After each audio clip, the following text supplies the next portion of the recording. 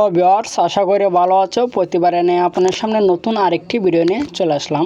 আপনারা জানেন যে এইচএসসি পরীক্ষা কিন্তু গতকাল থেকে শুরু হয়েছে, অর্থাৎ 30 জুন থেকে। ঠিক আছে, এর মধ্যে যে সিলেট বোর্ডের কিন্তু বন্যার কারণে কিন্তু তাদের কিন্তু 4টা পরীক্ষা কিন্তু পেছানো হয়েছিল। ঠিক আছে, আজকে কিন্তু এই 4টা পরীক্ষা পেছানো কিন্তু রুটিন প্রকাশিত হয়েছে। আজকে সেই রুটিনটা কিন্তু আপনাদেরকে দেখাবো এবং এই নিয়ে কিন্তু আলোচনা করবো। তার আগে বলে নিয়ে, আপনি যদি এই চ্যানেল নতুন হয়ে থাকেন তা আপনার সাথে রিকোয়েস্ট থাকবে যে এই ধরনের নিত্য নতুন ভিডিও পাওয়ার জন্য অবশ্যই চ্যানেলটি সাবস্ক্রাইব করে পাশে থাকবেন। আয়ের ভিতরে যদি আপনি সাবস্ক্রাইব করে থাকেন তো আপনাকে ধন্যবাদ। ঠিক আছে, আমার সরাসরি চলে যাই সেই নোটিশে।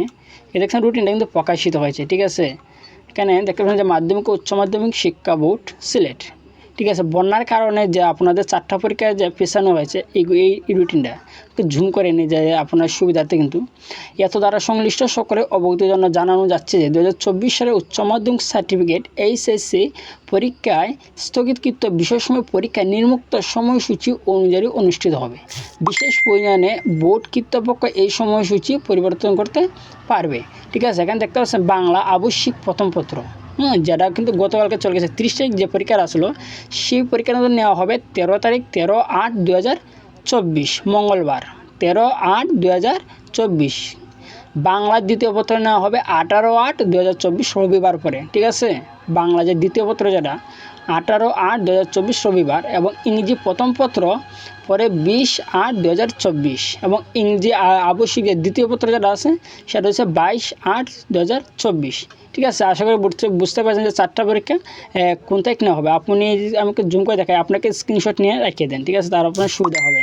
ঠিক আছে, আজকে এই ছিল আলোচনা, এবং ব্যবহারিক পরীক্ষা কিন্তু সময়সূচিটা কিন্তু দিয়েছে। ব্যবহারিক পরীক্ষা কবে হবে দেখতে পাচ্ছেন যে অন্যান্য বিষয় ব্যবহারিক পরীক্ষা 25/8/2024 রবিবার হতে 3/9/2024 মঙ্গলবার পর্যন্ত উল্লেখিত তারিখের মধ্যে অবশ্যই পরীক্ষা সম্পন্ন করতে হবে, এবং 5/9/2024 তারিখের মধ্যে ব্যবহারিক নম্বর অনলাইনে এন্ট্রি সম্পন্ন করে ভারপ্রাপ্ত কর্মকর্তা অথবা প্রতিনিধিকে হাতে নাতে প্রিন্ট কপি এবং ব্যবহারিক উত্তরপত্র স্বাক্ষরলিপি অনন্য আনুষঙ্গিক কার্যকলাপই রোল নম্বরের ক্রমানুসারে সাজিয়ে পরীক্ষা শাখায় উচ্চ মাধ্যমিক জমা দিতে হবে। ঠিক আছে, এটি হচ্ছে যে ব্যবহারিক পরীক্ষা যারা। ঠিক আছে, আশা করি বুঝতে পারছেন যে আপনারা 4টা পরীক্ষা রুটিন ঠিক আছে প্রকাশিত হয়েছে, এবং কত তারিখে আপনারা পরীক্ষাটা করবে। ঠিক আছে, আজকে এই ছিল আলোচনা।